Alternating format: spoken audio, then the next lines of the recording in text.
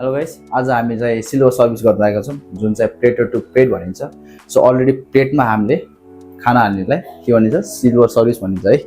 So silver सर्भिसको लागि हामी जहिले पनि के युज गरिन्छ, सर्भिस गियर जुन चाहिँ service fork and service spoon. सो जहिले पनि हामीले यसरी गरिन्छ।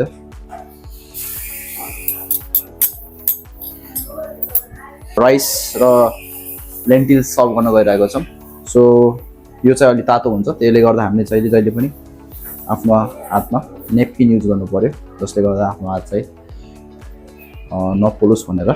सो हामीले सिल्भर सर्भिसमा हामीले चाहिँ राइस एन्ड लेन्टिल सर्भ गर्न गइरहेको छौँ। सो राइस हाम्रो चाहिँ तातो हुन्छ, त्यसले गर्दा हामीले नेपकिन राखिन्छ हात बन्द नहोस् भनेर।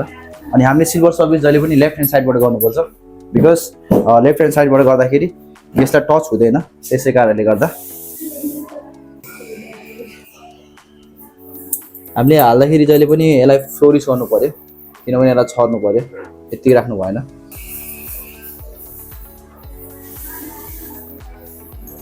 राइट साइडमा यो सिल्भर सर्भिस यो हामीले सर्भ गर्दाखेरि के प्रब्लम हुन्छ भन्दाखेरि, जस्तै अब गेस्टमा टच हुन्छ कि हुन्छ नि, टच हुन्छ, इभन अझै लेडिज भयो भने झन् प्रब्लम हुन्छ। त्यसले गर्दा हामीले के गरिन्छ, लेफ्ट ह्यान्ड साइडबाट सर्भ गरिन्छ।